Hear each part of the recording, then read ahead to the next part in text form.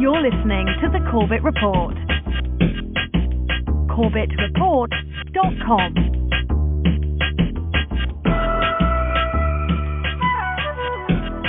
Welcome back, ladies and gentlemen. Welcome back to the Corbett Report. I am your host, James Corbett of corbettreport.com, coming to you, as always, from the sunny climes of Western Japan, here on the 16th day of October 2020. You're tuned into episode 387 of the Corbett Report podcast, your guide to the Great Reset. Now, I'm sure that everyone in my core audience has already at least heard of the Great Reset, but if you haven't, fret not. Today we're going to go through it in a great degree of detail. And let's start by defining our terms. Specifically, what is the Great Reset? Well, what better place to go for such a definition than straight to the horse's mouth? And in this case, the horse is Klaus Schwab, the founder and executive director of the World Economic Forum, who announced the Great Reset initiative from the World Economic Forum in June of this year. It is obvious that we are in the midst of the most severe crisis the world has experienced since World War II. 75 years ago, countries and people came together to shape the post-war global order, which brought us decades of peace, increased global cooperation, and prosperity to hundreds of millions of people around the world. The COVID-19 crisis has shown us that our old systems are not fit anymore for the 21st century. It has laid bare the fundamental lack of social cohesion, fairness, inclusion, and equality. Now is the historical moment, the time, not only to fight severe virus, but to shape the system for the need for the post-corona era. We have a choice to remain passive, which would lead to the amplification of many of the trends we see today: polarization, nationalism, racism, and ultimately increased social unrest and conflicts. But we have another choice. We can build a new social contract, particularly integrating the next generation. We can change our behavior to be in harmony with nature again.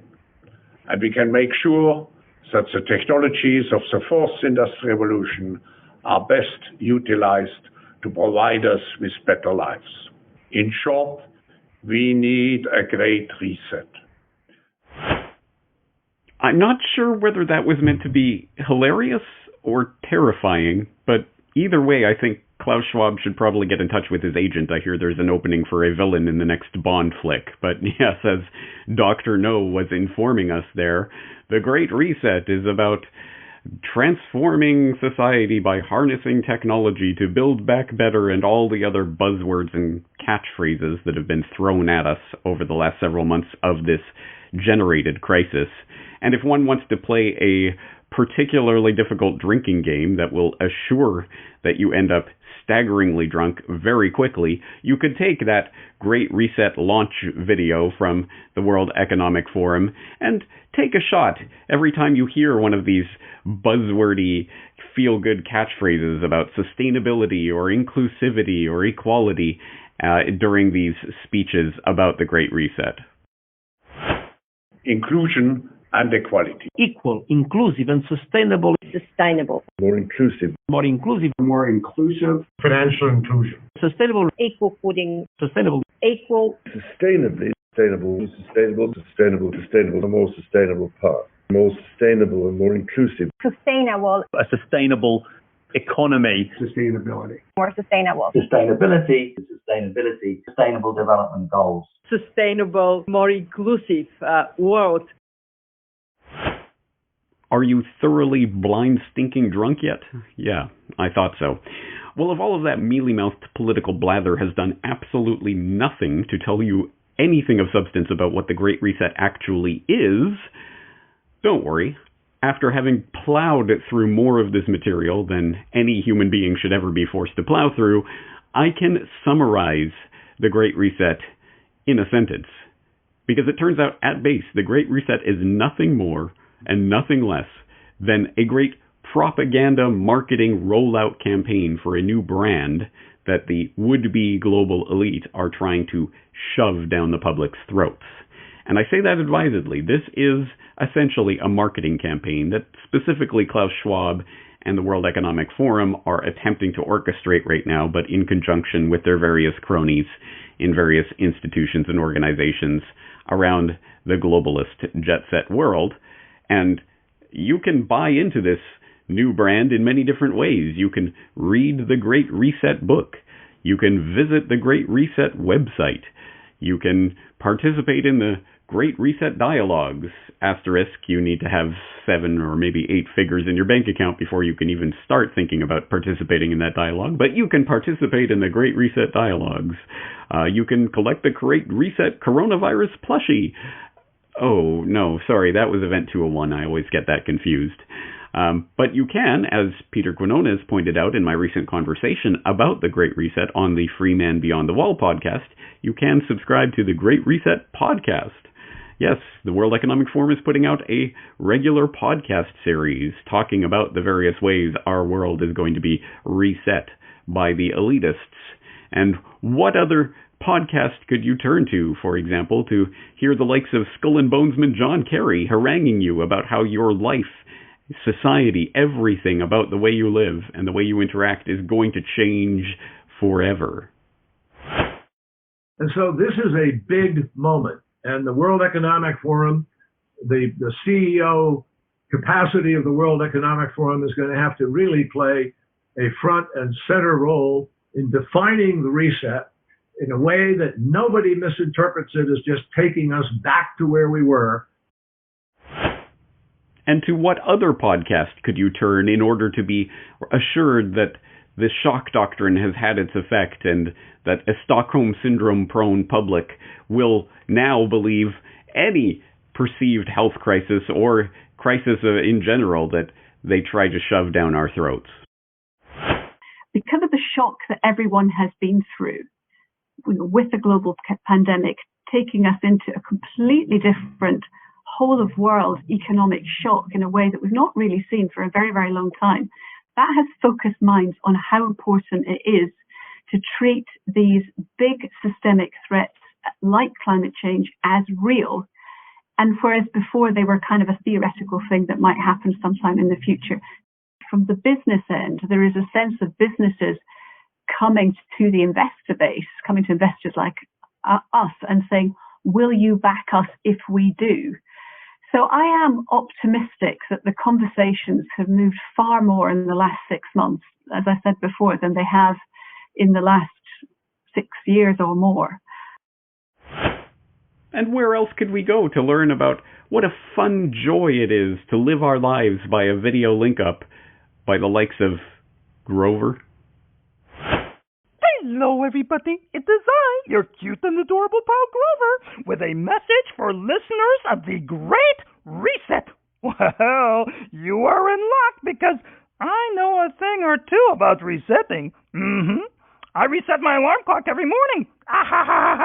But you are talking about resetting the entire world. Now, that is a very big job.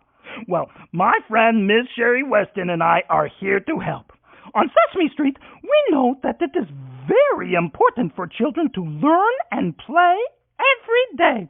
And because playtime is so important, we have been thinking of ways to help children all over the world learn and play at home.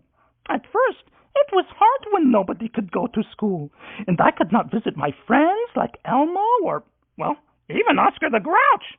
Then we learned to have video playtime, which was a lot of fun and made us feel better.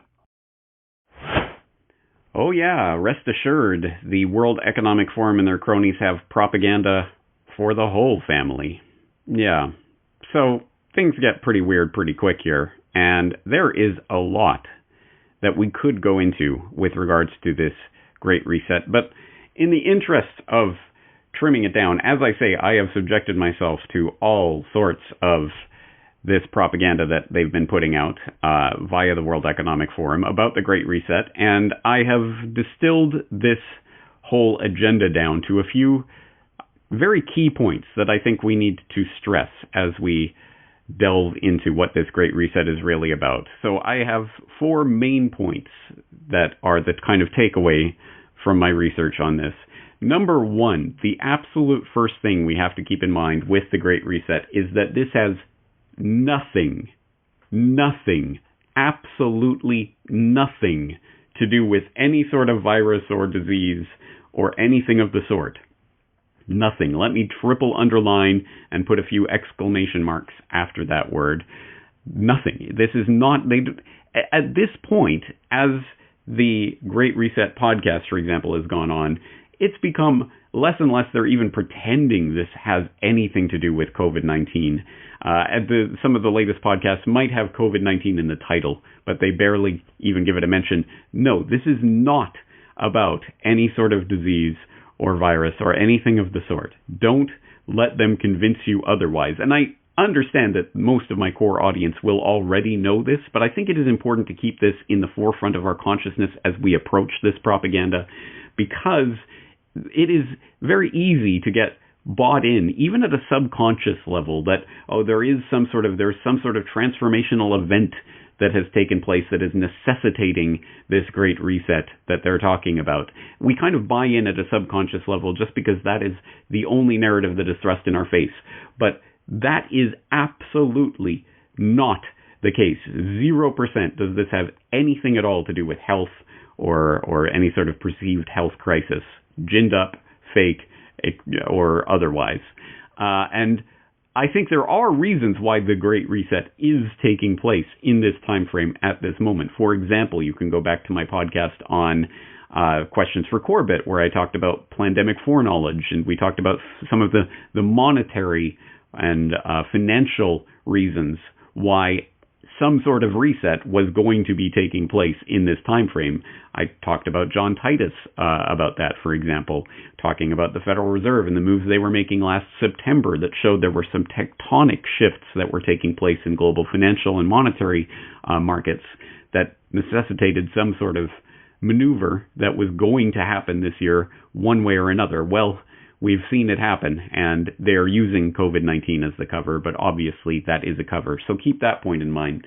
Number 2, the second thing we have to keep in mind, related to that first point, that just as this has nothing to do with any sort of virus or health crisis, this is a coordinated agenda that has been years in the making. This has been going on for a very long time. This is not some sort of slapdash thing they're just putting together in response to this crisis this year. No. It has nothing to do with that. It is a part of a longer-term agenda. And when you boil it down, this is just a fresh coat of lipstick on a very old pig. This is the New World Order, just redefined. It's just a new label for it. And actually that speaks to one of the important points of what's going on here, is that the Great Reset seems to be a very effective label of some sort. It has some sort of cachet, and a number of people in the general public have heard about it at this point. So it is working as some sort of marketing tool for the very old ideas of centralization of control in fewer hands, globalization, transformation of society through Orwellian surveillance technologies, etc. You might know that through that crazy conspiracy term, New World Order. Well, here's a new term for it, the Great Reset. And now we can use that term until that term gets muddied, and, we can proceed with that. I think there is also some intra-elitist factional rivalry that goes on here. For example, I've noted before in the past that Davos, the annual World Economic Forum soiree that they hold in Geneva or in Davos every year, is essentially it's Bilderberg-lite or something like that. I mean, it's kind of the for the hoi polloi of the would-be super elites. It's, you can get thousands of people there that hobnob and mingle, and some movers and shakers like the Bill Gateses of the world, etc. Bill Gates always appears at Davos to make some sort of big announcement launching the decade of vaccines or what have you. But it's not exactly the elite of the elite. That would be more like a Bilderberg or Trilateral Commission or one of those types of events. Davos was somewhat further down on the list. When you think New World Order, World Economic Forum probably ranks a few rungs below some of those other organizational bodies. Well, perhaps this is an attempt by Klaus Schwab to angle the World Economic Forum somewhere higher up on that hierarchy and somewhere closer to the top of that power pyramid. And hey, look, it's the Great Reset, and the World Economic Forum is the driver behind this. So I think there is some of that intra-factional rivalry that is going on here, but it is the same agenda, more or less, and it involves a lot of the same players. Some of the key people who are being highlighted in this, of course, Klaus Schwab, but also His Royal Highness Prince Charles is all over this and is doing a number of things in conjunction with the World Economic Forum related to this Great Reset. Also, the current head of the IMF and some other players are clearly rising in prominence. I note the president of MasterCard keeps coming into these conversations and has been there for a few years. He's an interesting one to keep your eye on. So, again, I think this is part of trying to get that Great Reset label as the new world order so that the people associated with that can be in the driver's seat of this globalist enterprise. The third thing that I think we need to keep in mind about this whole Great Reset agenda is that this is not, as some people were positing at the time when this generated crisis started to get kicked off several months ago, the end of globalization. No. As I've stressed over and over, this is not the end of globalization. It's apotheosis in so many different ways. And don't take it from me, take it from Klaus Schwab and his co-author on COVID-19, The Great Reset, the book, where you can read along on the Kindle version, page 104, where he writes that in this messy new world order, defined by a shift towards multipolarity and intense competition for influence, the conflicts or tensions will no longer be driven by ideology, with the partial and limited exception of radical Islam. Of course, you got to keep the Muslim boogeyman up your sleeve. That's always, it's not like they're completely replacing the 9/11 terror paradigm. They're just eclipsing it. But spurred by nationalism and the competition for resources. If no one power can enforce order, our world will suffer from a global order deficit. Think about that, reread that sentence. If no one power can enforce order, our world will suffer from a global order deficit. Unless individual nations and international organizations succeed in finding solutions to better collaborate at the global level, we risk entering an age of entropy in which retrenchment, fragmentation, anger, and parochialism will increasingly define our global landscape, making it less intelligible and more disorderly. End quote. A number of revealing things from that statement. One, to note that in the globalist lexicon, in the minds of these would-be sociopathic controllers and rulers of the world, order is good. Disorder is bad. That is the way that they see the world. Order. We must have order in order to have our global world order. It's in the name. You can't have a global world order without order. And furthermore, the one step further in this is that if no one power can enforce order, there has to be one unitary power that can enforce order, which, as you will know, is, of course, exactly opposite to everything I propound and everything I work for here at the Corbett Report, which is the voluntary, spontaneous order that arises when free people can interact freely with each other, the globalization of reality where people can interact with anyone they want in whatever form they voluntarily choose to act with each other. No. We can't have that horrible, terrible disorder, aka spontaneous order. No. We must have one unitary power enforcing order.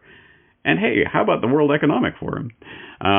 Anyway, I think that's a very revealing statement, but it goes to show that no, they're going to use this crisis to increase the pressure for globalization, global cooperation, Oh, yes, we still... he goes on in a different passage to talk about how, well, nation states are the basis for globalization. We need nation states so that we have these big troughs that can then congregate and cooperate together through the United Nations and other organizations. They're two sides of the same coin, which is in fact actually what I've always argued, that nationalism and globalism are two sides of the same coin. It is getting people to subsume their identity in some sort of vague amorphous collective, worship this flag, and then just change the flag, and now instead of your national flag, now it's the UN flag. Continue worshiping the flag, and people can continue along as if almost nothing has changed. Globalism and nationalism are two buttresses that are holding up the structure of this world order, and that's why it's so important to them. So this is not the end of globalization. There will be changes in terms of geopolitical order, etc., but this is, as I say, the apotheosis of globalism. This is its absolute pinnacle. And the fourth takeaway that we have to take generally from all of this is that this Great Reset, this process, this isn't meant to end.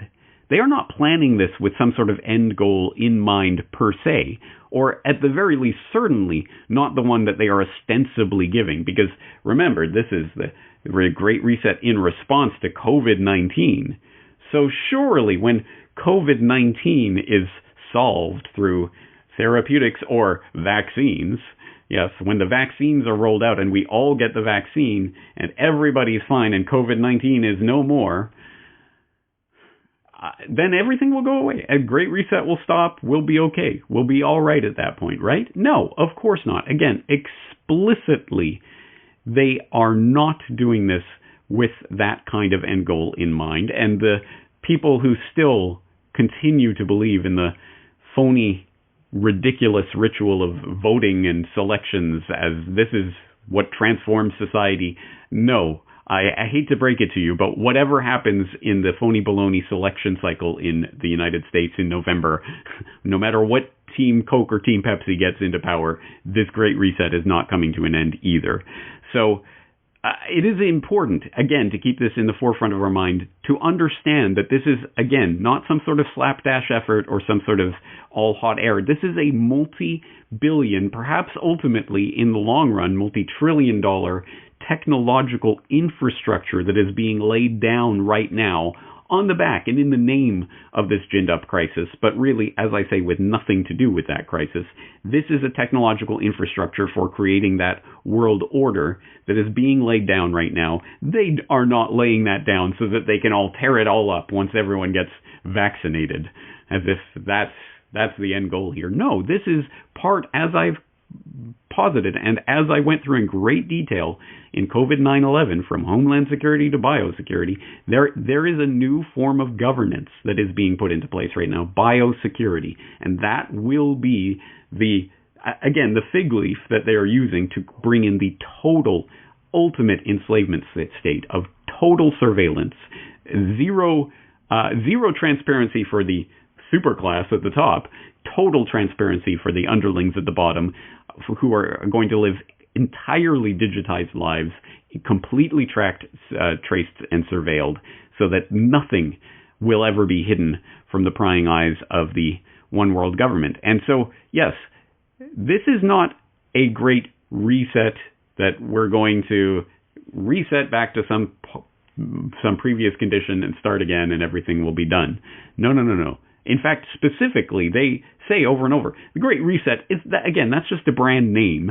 And like most brand names, it means nothing in terms of what is the product that is actually being sold. We of course think in the analogy of a reset, as in resetting your computer so that it starts again and goes back to the initial state. But that is explicitly, and they are at pains to talk about this, not what they are talking about with the Great Reset. Again, reading from the COVID-19, The Great Reset book by Klaus Schwab and his co-author. When confronted with it, some industry leaders and senior executives may be tempted to equate reset with restart, hoping to go back to the old normal and restore what worked in the past. Traditions, tested procedures, and familiar ways of doing things. In short, a return to business as usual. This won't happen because it can't happen. For the most part, business as usual died from or at the very least was infected by COVID-19. So, no. Reset, again, is just a brand name, and it does not imply some sort of restart or that we're going back to some initial condition. It is essentially a transformation. That is the key word, and the one that if they were being a little bit more honest in their marketing campaign, they would use. This isn't the Great Reset. This is the Great Transformation, or at least the attempt to roll that out on the public. So let's look at that word a little bit more and what that really means, and if only there were some way to visualize what this transformation looks like. Oh, there is. It's called the COVID-19 Transformation Map, which is available from the World Economic Forum's website. I will, of course, throw the link into the show notes so that you can go and visit it yourself. And when you do, you will see that there is this spaghetti graph where all these different concepts are related to all these other different concepts, and it shows you the lines and how these different things affect each other. And around the node of COVID-19, you can see all of the different things that are directly and then indirectly influenced by this global crisis that we're living through. And in that inner circle, we see the media's role during COVID-19, response and recovery, COVID-19's workforce impact, avoiding COVID-19 infection and spread, finding a vaccine, COVID-19's impact on trade, COVID-19's impact on travel, and COVID-19's impact on financial markets. But then in the larger ring, you see all of these different areas that are in some way affected by these COVID-19 wrought transformations, like transformation of behavioral science, or inclusive design, international security, institutional investors, oil and gas, private investors, U.S., geopolitics, aerospace, Switzerland, migration, European Union. Again, going all the way around the circle into all of these other things, all the way over to corporate governance, internet governance, global health, global governance, human rights, values, all of these things. And this map shows you how all of these things are related. So you can click on any one of these nodes and you can see how it relates to all of the other nodes that it is connected to. And it will also bring up all of the information, all the different publications, videos, and data related to that node. So if you click on the media's role during COVID-19, you will see that it's connected to global governance and human rights and values and all of those things. And on the side, you'll see the different publications, the different mainstream, of course, World Economic Forum connected types of Scientific American and The Conversation and MIT Technology Review and these other publications that have been collected around that subject. And when you start, and I do suggest you, if you haven't done so, that you go to this page and just click around on it a little bit, just to get a sense of the scope and the scale of the transformation that's taking place here. And it is important to note that although some zero research YouTubers were initially putting out that this entire COVID-19 transformation map was just created in the last month, and can you believe they did all this work in a month? This is clearly a coordinated agenda. Well, no, actually, this transformation map has been around since 2017. You can go to the World Economic Forum website and read about it. You can even watch their little YouTube video introducing transformation maps from 2017, where they showed all of this laid out. It's just that COVID-19, that particular node, has been added to this map, obviously, since this generated crisis came about. But this is just a large database, essentially, of articles and information that are being collected by the stooges of the World Economic Forum and thrown onto this map in the appropriate node.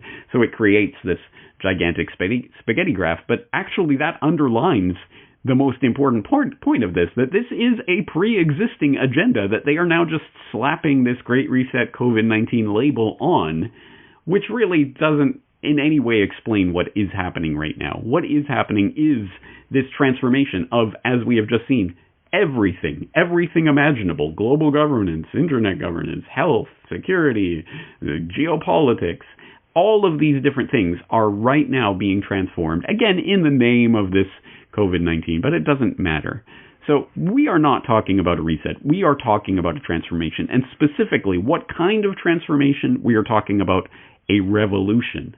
And even more specifically, what kind of revolution are we talking about? Well, we don't have to go very far for that information. It comes again from the World Economic Forum, this time from 2016.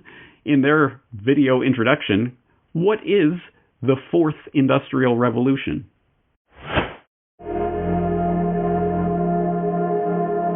The The original Industrial Revolution was driven by the discovery that you could use steam engines to do all kinds of interesting things.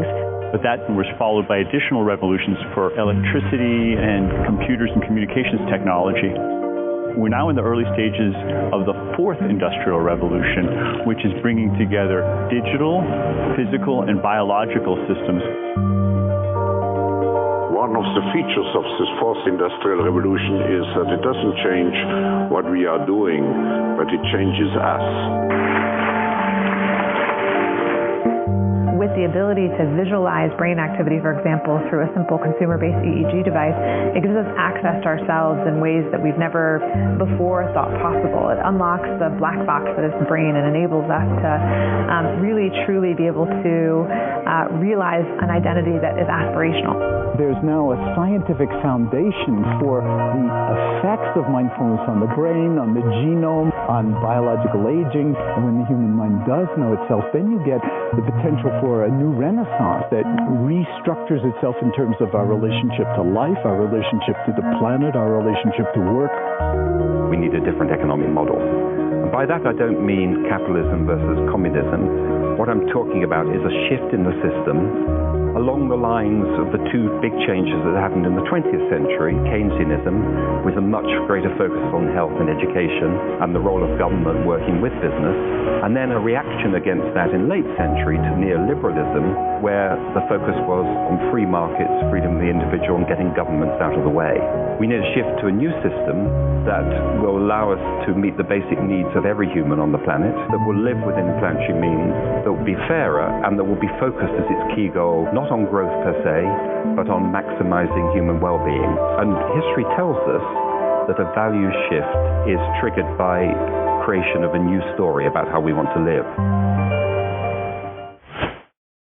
Well, I know my core audience will already understand what is being presented here, but for the newer people in the audience and others who are just tuning in, let's spell it out. What they are talking about when they're talking about creating a new economic system around this idea of technology and merging with the machines and creating a better society for everyone, behind all of that mealy-mouthed propaganda is a simple truth that this new quote-unquote economic framework that they are looking for, it has in fact already been articulated and advocated for by people in powerful positions for at least the last 90 years, going on 100. It is called technocracy. And again, I know that my regular audience will already be familiar with technocracy, what it is, where it came from, its history, and how it is going to develop in the 21st century. But once again, for people who are not familiar with that story, I will ask you to go back and watch or rewatch Why Big Oil Conquered the World, where I did flesh that out in a great degree of detail about what technocracy is, where it came from, the actual historical movement that was founded by the likes of M. King Hubbert, working with his charlatan friends, just crafting a new economic system that would be based on exactly the types of principles that are being snuck in the back door through World Economic Forum propaganda like that, which, again, sounds great. Of course, it's going to be governments that are going to use technology and harness this new potential to move us into the brave new world future where all our needs will be taken care of. This isn't communism. This isn't capitalism. This isn't Keynesianism or free marketism. It's something different. It's something new. It's technocracy, which, of course, is explicitly what they're advocating for. Centralized control in the hands of a technocratic elite who will be able to program the computers to run the systems that will distribute goods to the people that need them. It'll be a resource-based economy, etc., etc. Stop me if you've heard this before, which you absolutely have. But now it's being called the Fourth Industrial Revolution, and it's being packaged as if it's something new. So I posit that exactly like the Great Reset is just a rebrand of the New World Order, and one that Klaus Schwab and his cronies are forwarding because it would put them in the driver's seat. Again, Fourth Industrial Revolution is just a rebranding of technocracy and takes all of those same ideas, melds it to transhumanism and some of the 21st century types of technologies that weren't available when technocracy proper was initially formed back in the 1930s. But it's the same old dross. Let's put it that way. Now, my mind boggles at trying to really encapsulate what this means in terms of the Great Reset and where we're going from here, because it cannot be stressed enough. I cannot underline this enough, that this really is a transformation not just of every aspect of what it is that we do and how we exist on this earth, from business and economy and environment to geopolitics to education, everything, society itself.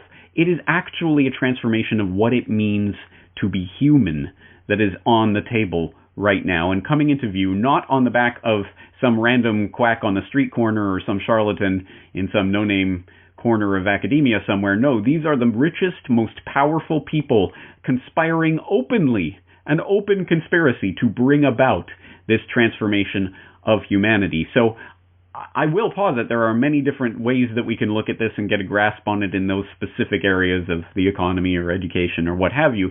But first, I think we need that 20,000-foot overview to really understand just how fundamental this change is and how seriously these very rich and powerful people are taking it. And in order to get a better understanding of that, I guess we could turn back to the 2016 book in which Klaus Schwab and his co-author introduced this idea of the fourth industrial revolution, which was, again, part of a big rollout that the World Economic Forum had at the time. You might have missed it because the WEF wasn't quite in the same driver's seat that it's in now in 2016. But if you need to get caught up on that agenda, well, you can, of course, go back to the source material, or you can take a pretty detailed summary that was posted up to Off Guardian just this past week on October 12th by Winter Oak, called Klaus Schwab and His Great Fascist Reset. And although I think there are some issues I would have with the overall framing of this argument, it does get into the specifics of what Klaus Schwab is saying and the context and what it really means. So in this article, Winter Oak writes, Schwab waxes lyrical about the 4IR, Fourth Industrial Revolution, which he insists is unlike anything humankind has experienced before. He gushes, quote, consider the unlimited possibilities of having billions of people connected by mobile devices, giving rise to unprecedented processing power, storage capabilities, and knowledge access. Or think about the staggering confluence of emerging technology breakthroughs covering wide-ranging fields such as artificial intelligence, AI, robotics, the Internet of Things, IoT, autonomous vehicles, 3D printing, nanotechnology, biotechnology, material science, energy storage, and quantum computing, to name a few. Many of these innovations are in their infancy, but they are already reaching an inflection point in their development as they build on and amplify each other in a fusion of technologies across the physical, digital, and biological worlds. He also looks forward to more online education involving the use of virtual and augmented reality to dramatically improve educational outcomes, to sensors installed in homes, clothes and accessories, cities, transport and energy networks, and to smart cities with their all-important data platforms. All things will be smart and connected to the internet, says Schwab, and this will extend to animals, as sensors wired in cattle can communicate to each other through a mobile phone network. He loves the idea of smart cell factories, which could enable the accelerated generation of vaccines and big data technologies. These, he assures us, will deliver new and innovative ways to service citizens and customers, and we will have to stop objecting to businesses profiting from harnessing and selling information about every aspect of our personal lives. Establishing trust in the data and algorithms used to make decisions will be vital, insists Schwab. Citizen concerns over privacy and establishing accountability in business and legal structures will require adjustments in thinking. At the end of the day, it is clear that all this technological excitement revolves purely around profit, or value, as Schwab prefers to term it in his 21st century corporate newspeak. Thus, blockchain technology will be fantastic and provoke an explosion in tradable assets, as all kinds of value exchange can be hosted on the blockchain. Blockchain, Bitcoin, same thing, right? The use of distributed ledger technology, adds Schwab, could be the driving force behind massive flows of value in digital products and services, providing secure digital identities that can make new markets accessible to anyone connected to the internet. In general, the interest of the 4IR for the ruling business elite is that it will create entirely new sources of value and give rise to ecosystems of value creation that are impossible to imagine with a mindset stuck in the third industrial revolution. The technologies of the 4IR, rolled out via 5G, pose unprecedented threats to our freedom, as Schwab concedes. The tools of the fourth industrial revolution enable new forms of surveillance and other means of control that run counter to healthy open societies. But this does not stop him presenting them in a positive light, as when he declares that public crime is likely to decrease due to the convergence of sensors, cameras, AI, and facial recognition software. He describes with some relish how these technologies can intrude into the hitherto private space of our minds, reading our thoughts, and influencing our behavior.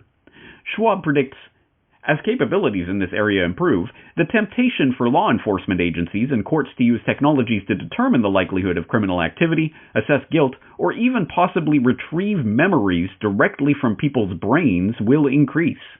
Even crossing a national border might one day involve a detailed brain scan to assess an individual's security risk. There are times when the WEF chief gets carried away by his passion for a sci-fi future in which long-distance human space travel and nuclear fusion are commonplace, and in which the next trending business model might involve someone trading access to his or her thoughts for the time-saving option of typing a social media post by thought alone. Talk of space tourism under the title The Fourth Industrial Revolution and the Final Frontier is almost funny, as is his suggestion that a world full of drones offers a world full of possibilities. But the further the reader progresses into the world depicted in Schwab's books, the less of a laughing matter it all seems. The truth is that this highly influential figure at the center of the new global order currently being established is an out-and-out transhumanist who dreams of an end to natural, healthy human life and community. Schwab repeats this message time and time again, as if to be sure we have been duly warned. The mind-boggling innovations triggered by the Fourth Industrial Revolution, from biotechnology to AI, are redefining what it means to be human. The future will challenge our understanding of what it means to be human from both a biological and a social standpoint. Already, advances in neurotechnologies and biotechnologies are forcing us to question what it means to be human. Just in case you didn't get it. Anyway, that's the end of the quote. I would encourage you to go read through that full article, and if you can stomach it, start going through Klaus Schwab's previous writings about the Fourth Industrial Revolution, including his book on the subject. But I think you're starting to get the sense, in case you missed it, this is about changing humanity at the core of what it means to be human. So as you can imagine, the knock-on effects from this are not just manifold, it's everything about who we are, our society, the way it's structured, the way we interact with other people in every respect is being altered forever on the basis of this great reset that is being actively and openly conspired on by some of the richest and most influential people on the planet. But don't worry, they will have no shortage of feel-good buzzword catchphrases about environmental responsibility and sustainability and equality and inclusion and all of the other catchphrases that we've been taught, to clap like trained seals when we hear them without thinking for one moment what they are actually talking about here. Oh yeah, international travel, you'll probably have to have brain scans to determine if you're a security threat risk, but whatever. Anyway, moving right along. It'll be so great because you'll be able to post things to social media via your thoughts. But then again, what if you have a censored thought that the social media won't allow you to post? Maybe you'll get a visit from the thought police. Literally talking about things that have always been portrayed as sci-fi dystopian madness is being actively promoted out in the open now. No attempt to hide this. This is not some sort of dingy, dark corner of a rumor about some sort of global conspiracy. Here it is, in black and white. And anyone who is not paying attention to this and not taking it seriously is ultimately not on the field of battle in terms of the ultimate battle for the future of the human species. I cannot stress enough how important this is. So in an attempt to just throw out some of the ideas and concepts of the ways in which this is going to utterly transform everything about our lives in the coming years if these people get their way, I'll turn to a number of sources. First, let's look at a surprisingly interesting and perhaps tipping the hand more than intended article from the Financial Times. Yes, the Financial Times, by Yuval Noah Harari, called The World After Coronavirus, which goes into a great degree of detail the incredible invasions of privacy that are on the table as a result of this hysteria. And just reading from one part talking about the types of surveillance that are going to be possible in the future, Harari writes, quote, "One of the problems we face in working out where we stand on surveillance is that none of us know exactly how we are being surveilled and what the coming years might bring. Surveillance technology is developing at breakneck speed, and what seemed science fiction 10 years ago is today old news. As a thought experiment, consider a hypothetical government that demands that every citizen wears a biometric bracelet that monitors body temperature and heart rate 24 hours a day. The resulting data is hoarded and analyzed by government algorithms. The algorithms will know that you are sick even before you know it, and they will also know where you have been and who you have met. The chains of infection could be drastically shortened and even cut altogether. Such a system could arguably stop the epidemic in its tracks within days. Sounds wonderful, right? The downside is, of course, that this would give legitimacy to a terrifying new surveillance system. If you know, for example, that I clicked on a Fox News link rather than a CNN link, that can teach you something about my political views and perhaps even my personality. But if you can monitor what happens to my body temperature, blood pressure, and heart rate as I watch the video clip, you can learn what makes me laugh, what makes me cry, and what makes me really, really angry. It is crucial to remember that anger, joy, boredom, and love are biological phenomena, just like fever and a cough. The same technology that identifies coughs could also identify laughs. If corporations and governments start harvesting our biometric data en masse, they can get to know us far better than we know ourselves, and they can then not just predict our feelings, but also manipulate our feelings and sell us anything they want, be it a product or a politician. Biometric monitoring would make Cambridge Analytica's data hacking tactics look like something from the Stone Age. Imagine North Korea in 2030 when every citizen has to wear a biometric bracelet 24 hours a day.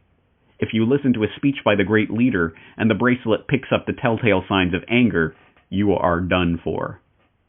End quote. And that's just a small section of that rather extensive article talking about the various ways that this technology could utterly transform our lives. But don't worry, I mean, that's North Korea kind of stuff. That wouldn't happen over here, right? ... And in fact, like so much of this propaganda, it plays out like a threat. Because, of course, he's warning about these things. Oh, this could happen. Imagine the state that gets its hands on this type of surveillance technology and the ways that this could be abused. But we could use this technology for ourselves, and we could harness the power of it to self-analyze and monitor. And as long as we all cooperate and all voluntarily do what is expected of us in terms of social distancing and quarantining and masking and whatever else, then maybe we can avoid that kind of dystopian future being forced upon us by the powers that shouldn't be. It plays out exactly like a threat. Of course, they're saying, hey guys, either you comply with us or we will be forced to make your existence a living nightmare of total Orwellian surveillance and control over every aspect, not just of what you do, but what you think, how you breathe, how your heart rate, everything coming under the watchful gaze of Big Brother and his all-seeing eye. That is the future that is on the table that they are threatening us with. And don't worry, when the next bioterror false flag is sprung on us and whatever starts spreading through the population, then they'll have, the narrative will already be there, everything will already be set, and they'll say, look, see, you guys didn't practice enough social distancing, so we're going to have to come in and forcibly do this to you. That is this trap that's being sprung for us. And so once again, my mind boggles at attempting to in any way encapsulate every aspect of what is being put on the table here. But let's just break it down into some of the broad categories and some of the things that are happening right now and that are due to happen in the near future. For example, let's look at a category like education. Now, when you take everything and make it digital, then you are automatically making it immediately censorable from a distance, and not even necessarily by a human. Just an algorithm can detect wrong thought or wrong speech here or there and shut it down at the source. And we are, of course, living through that as I record this. Another YouTube purge is taking place. If only someone had warned us that YouTube might censor people. Oh, I never thought of that. Oh, well. It is happening right now, and as an example that I cited in my interview on the Great Reset with Pete Quinones last week, I talked about the case of a speaker at San Francisco State University invited by one of the university's groups to talk at a virtual lecture that was taking place, but there was protest. A Palestinian, so the Israeli lobby rallied, and there were Fox News articles written in protest, and it was canceled. It was deplatformed, not even by the university, but by Zoom, by Facebook, by YouTube. The platforms themselves shut down the ability for an invited speaker to speak at a university event. And now it doesn't involve, we know a few years ago, cancel culture involved people physically going to these lectures and pulling the fire alarm and stopping people from speaking because, oh my God, I can't listen to ideas that I don't agree with. But now, don't worry, there doesn't have to be any of that messy human interaction. There's no chance for an actual physical altercation or someone to actually, reason with someone else. No, don't have to do that. Now, we can just flip a switch, and that is gone. You cannot give that speech. Literally. So that's one aspect of this, and it was encapsulated in an insightful comment that was left on that Great Reset video with Pete Quinones on Odyssey.com, which is the sort of web platform for the library protocol, LBRY. You'll know about that if you follow my work. If not, I'll leave a link to talk more about what that is. But on Odyssey, the Odyssey video version of that Great Reset talk that I had with Pete Quinones, Uncle Franco left the comment, at the very least, the Fourth Industrial Revolution will place the robber barons in between every human interaction. This gives the robber barons a fee for every interaction and the power to approve or deny every human interaction. It is every human's duty to prevent this infrastructure to gain government monopoly status and universal public acceptance. Undermine everyone who is part of the robber baron class. If they sell eggs, smash them or make them unable to sell them. Keep them up at night. Let your dog urinate on their lawn, and so on and so on. Never surrender. Once you begin to fight back, your life will have meaning. Try a small gesture today and see how great it feels, or not. The choice is yours. Someone gets it. I mean, here's one of those conspiracy theorists. Oh, yay, I just used that word. Now that completely undermines everything he said. Yay, he's a conspiracy theorist. See how good that feels? Yay. I mean, it is. It's crazy, crackpot, tinfoil hat conspiracy nonsense to talk about that. I mean, robber barons. Oh, I bet you're talking about the robber barons of our day and age, like Bill Gates. Are you saying that, they're going to put Bill Gates in charge of educating America's children? Really? Oh. Wait, yeah, I'm getting word. Yeah, that's exactly what is happening. Well, let's take this experience and really learn how we can do differently and better with our education system in terms of technology and virtual education, etc. And that's something we're actively working on through this process. So it's not about just reopening schools. When we are reopening schools, let's open a better school. And let's open a smarter education system. And I want to thank the Bill and Melinda Gates Foundation. We'll be working with them on this project. Bill Gates is a visionary in many ways, and his ideas and thoughts on technology and education he's spoken about for years. But I think we now have a moment in history where we can actually incorporate and advance those ideas, right? When does change come to a society? Because we all talk about change and advancement, but really we like control, right? And we like the status quo, and it's hard to change the status quo. But you get moments in history where people say, okay, I'm ready for change. I get it. I think this is one of those moments. Oh yeah, Literally, the Bill and Melinda Gates Foundation is going to be working with the state of New York to reimagine education for this brave new digital technological world where all learning will be virtual, or at least a good proportion of it. And, well, we need the technology to better educate the youth of tomorrow. And for those who don't know, maybe you don't know because I didn't even have time to include this aspect of the Bill and Melinda Gates Foundation agenda in my 2-hour Who is Bill Gates documentary, but in fact, the main focus area for the Bill and Melinda Gates Foundation in the U.S. domestically is education. It is in fact something that the foundation has been deeply dedicated to and invested in for decades at this point, looking at how better to implement technological controls in the classroom, monitoring of classroom and student performance and teacher performance and evaluation metrics, etc., in order to better educate the youth of tomorrow. Yes, this is happening, and you better believe it's not just going to be New York State that's going to be partnering up with Bill and Melinda Gates and their ilk for this purpose of better integrating technology into the virtual classroom. In fact, that takes many different forms, and we may have joked and laughed earlier about the ridiculous appearance of Grover on the Great Reset podcast. You may be wondering what that was all about. Well, actually, that leads into a segment with Sesame Street's President of Social Impact and Philanthropy, Sherry Weston, talking about the Sesame Street program and its work around the world in various different countries and cultures, trying to impart these types of ideas about hand washing and other hygiene kind of things that we can impart to children. And completely reimagining the social fabric of various countries like Afghanistan and Pakistan and other places. She talks openly about the social engineering that they engage in to change people's minds in those countries, not just the children, who are obviously the direct target audience, but also the parents. And they talk about how they can manipulate and change parents' opinions. And of course, it's all for good things. It's, getting people in Afghanistan or Pakistan to accept women and girls going to school and that kind of thing. Yay, yeah, we can all get behind that. ... And what else? What else can they put into this messaging that will suddenly become this social fabric changing idea that gets embedded with harmless children's programming?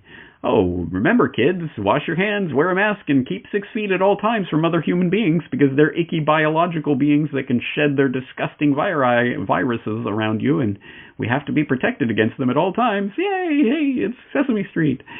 You think I'm joking? Listen to the interview and listen to it from that perspective. I think you will find it as equally creepy as I did, but once again, education is just one aspect of this agenda. Let's look at business, the economy, generally. It was something that we touched on New World Next Week this week. James Evan Pilato and myself went over the stunning, remarkable, who would have guessed it, fact that the rich are indeed getting richer as a result of the COVID-19 scamdemic. And of course, it is the largest corporations, the Amazons and what have you, the big restaurant chains that are benefiting because they're essential. They're allowed to remain open. Mom and pop, of course, have to close, and they will probably never reopen. So this is a consolidation of the corporatocracy. Again, perfectly predictable and predicted. Everyone knew this was going to happen. As I pointed out in New World Next Week, Klaus Schwab writes about this in some detail in The Great Reset, talking about how small businesses will be the most affected. So again, this is part of the plan for consolidation and centralization of power. Stop me if you've heard this. Another key aspect of the way this is going to play into the business environment, the automation of the workforce through these types of technologies, not just the blue-collar jobs, but the white-collar jobs too, and a large section of the workforce is going to be increasingly automated out of work. And so what does that mean when suddenly it's not just 5% or 10% or even 20% unemployment, but when we're looking at 50% of the workforce that can't find meaningful work? What are you going to do then? Well, there's only one option. Well, we just have to take it to the next level and have some sort of UBI. And you will know from this podcast and the previous work that I've done on the Corona World Order and on the Greatest Depression and things like this, that of course the digital dollar, the Fed coin is waiting in the wings, literally Fed coin, digital dollar, your wallet that you'll get that will be tied directly to the Federal Reserve, so they can pump their stimulus money in at first, which will eventually morph into some sort of UBI, which will eventually be tied to your social credit and your vaccination certification and all of that. Again, I've detailed this in the past. We will be going through that more in the future. Other aspects of the business transformation surround all the kind of buzzword ideas that the World Economic Forum specifically has been pumping for the last several years. Stakeholder capitalism. In stakeholder capitalism, the businesses aren't just they're certainly not beholden to their customers. That's an antiquated idea. That's a naive idea anyway. But they're not even just beholden to their investors, their shareholders. No, it's stakeholders, which is everyone in the community. Everyone has a stake in this business and what it's doing to the environment and the way it treats its workers and all of that. So we all kind of have some sort of quasi-ownership, but not really, of these corporations. And so they all have to kind of listen to us. And who's going to tell these corporations what the will of the people is? Well, of course, it's the World Economic Forum. And again, you get this sense vividly when you're reading through their materials on these subjects, that it's going to be the types of people who sit at Davos and have these kinds of conversations are going to be the one who are going to set the metrics for how we evaluate ESG being environmental, social, and governance responsibility, which is now a key part of what every business will have to do. And of course, again, it sounds so great. Yes, we want to take care of the environment. We want to be socially responsible. We want to be governed properly. What does that mean exactly? How do we measure that? And how do we comply with that? Oh, here's this 14,000-page text that's going to be, you're going to have teams of compliance officers to sort through. Don't worry. The big corporations will have their billion-dollar law firms that will be able to devote however many man-hours it takes to sort through all of this and comply and go jump through all the hoops. Mom and pop in the corner, of course, will never be able to do this, and they will be weeded out of existence. But can't make an omelet without breaking a few eggs. So again, utter transformation of business and the economy as we've known it, which of course has knock-on effects on society itself. And this is not something that they hide. You will have heard earlier today, John Kerry and others talking about the new social contract that will come about as a result of this pandemic. And this is something, again, they write about in the Great Reset book and have talked about at length, that there will be a new social contract that comes about as a result of the ways people are reimagining their position in society and their relation to government, what government can and cannot tell people to do. Remember this imaginary contract that you didn't sign and have never seen because it doesn't exist, that somehow is obliging you to do this and that and not to do that and this or that?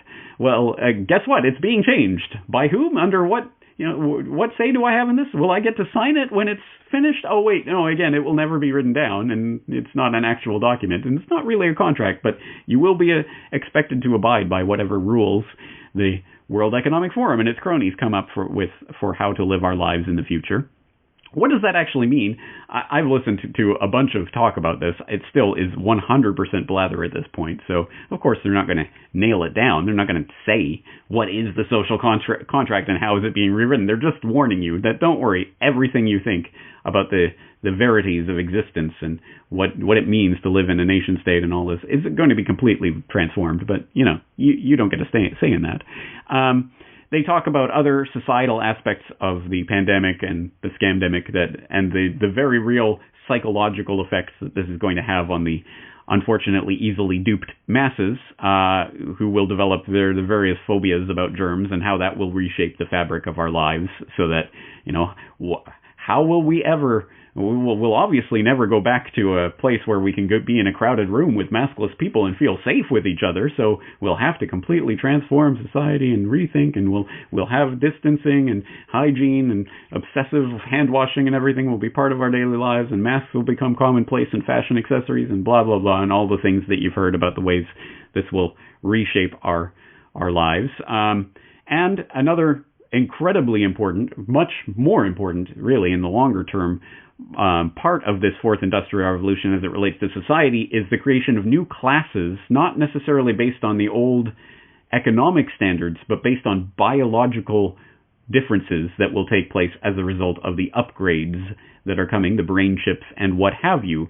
And this has been talked about for a number of years by bioethicists and the like, talking about the gen rich and the gen poor, as in people who get the genetic engineering enhancements and thus are these superior human beings, will essentially be lord-like, almost godlike, compared to the lowly biological humans, that the Terrans, as they say, that inhabit this planet. Well, we're going off-world and we're going to merge with the machines. So ultimately, it's not just gen-rich and gen-poor, it's transhumanist-rich, transhumanist-poor. And again, they're talking about the creation of this new natural hierarchy that will take place as a result of this. So again, complete, utter transformation of everything you've ever known about society and how it functions. Geopolitically, of course, everything's on the table. One specific chapter in the Great Reset book focuses on the question of which power will ultimately win out as a result of this great crisis, this generated crisis. Will China win out, as some people are saying? Well, they were first through it and they recovered the fastest, however that happened, and all, you know the narrative. And thus they're going to be able to get on their feet and restructure their economy. But then no, people are saying, no, it'll be the U.S. because China relies so much on exports, especially trade with the U.S. And if that's getting shut down, then the U.S. will be able to win that war of attrition. Others will say, no one wins. In fact, it won't be a big unitary superpower that runs the world as we've known, for example, in Pax Americana. No, it will be a new system where, in fact, it's the small, agile, nimble states that will be able to best react to the changing times, and thus will be the ultimate winners of this. So it's not one winner, but it'll be a bunch of smaller states and all of the things that are being proposed. But at any rate, it is kind of like who will win this power for the ownership of the globe? Stay tuned to find out. We'll tell you. Don't worry. Another aspect of the geopolitical fights that are taking place right now was explored on a very recent edition of the Great Reset podcast, where they were talking about different forms of globalization. Not that globalization is dead, as we said. No, this is just the next stage of it. But what will that next stage look like? And they talked about concepts like gated globalization, where you will have groups of countries that with similar outlooks, with similar agendas and ideologies, and with similar approaches to the scamdemic, who will band together and form these closed-off global trading partners. They're scattered all over the globe, but they will be a trading network, essentially. And you might have competing networks in this gated globalization vision, which people might remember. Again, this is not a new concept. This is exactly what was happening in the 1930s with the various tariffs and trade barriers and the sort of alliances that were forming and breaking as a result of all of the economic chaos of the 1930s, which, kind of led to World War. So once again, another harbinger of World War III, which I have talked about extensively in the past. We will talk about more in the future. Again, that's on the table. Again, I cannot possibly encapsulate in this one podcast all of the various ways that this is all changing, but I guess that boils down to the bottom line of this entire exploration. One, this is a transformation, not just of business or economy or society or geopolitics, but everything all at once. It is in fact a transformation of humanity itself. It has nothing to do with any virus or any disease. It is a pre-planned agenda that is being rolled out now under a new guise, with a new name, with a new brand, to sell the same old swill to the public of control in a very few elite technocratic class hands, and that they will, don't worry, shape everything for our best interest. I mean, did you hear how many times they said equality and inclusivity and sustainability? They must have our best interests in mind, right? It is a conspiracy. It is an open conspiracy, but it is a conspiracy nonetheless. It is not deniable at this point. I will, of course, as always, have the source documents, the things that I'm reading from, all linked up in the show notes. There will be lots of show notes for today's episode that I invite you, exhort you even, to explore at your own leisure, because, once again, this is an open conspiracy. It touches on every aspect of your life from here on forward will be under this process of transformation. And as our good old friend, Uncle Uncle Franco did exhort, now is the time for resistance in every way and any way possible, in every way that you can resist against this agenda. This is the time for it, because, as I say, everything is on the table right now. As I say, this touches on everything, literally everything. And you saw my Corona World Order podcast earlier this year and the other work that I've done. This is everything that I've been warning about since the Corbett Report started, all happening all at once, all converging on this idea of the Great Reset, or whatever you call it. Again, the Great Reset, let's not focus entirely on that particular manifestation of this idea, because like New World Order or whatever else they're going to call it next week, it's just a label that they can slap on the same package of ideas. And the World Economic Forum, of course, in the super class structure, just vying for its place at the table. No, you see, we're setting the agenda we're rolling out this new global brand for the New World Order, and everyone's talking about the Great Reset. So don't focus all of your attention and firepower on the Great Reset per se, but on the ideas underlining it, which of course line up with everything that the technocratic ruling would-be elite, the elitists, have been trying to urge us into for a very long time. Having said all of that, again, this is an ongoing exploration. I cannot possibly encapsulate it all in this podcast. In some ways, it's everything that I've been talking about for the previous 13 years, and hopefully will be talking about for the next 50 years, unless we do actually derail this agenda in some incredibly substantive way. But it's going to take all of our firepower immediately, in the Infowar, of course. Having said that, I think we're going to wrap it up for today. As I say, there's so much information to go through. Please go to the show notes at corbettreport.com and avail yourself of the many, many sources, documents, and resources that will be there at corbettreport.com/Great Reset. That is the link to go directly to the show notes for today's episode. I am James Corbett of corbettreport.com, humbly asking you to join me again next time. The Corbett Report is brought to you by the Corbett Report subscriber, a weekly newsletter featuring James Corbett's international forecaster editorial, recommended reading and viewing, discounts on Corbett Report DVDs, and once a month, a subscriber-only video. Sign up today to start receiving your copy at corbettreport.com/support.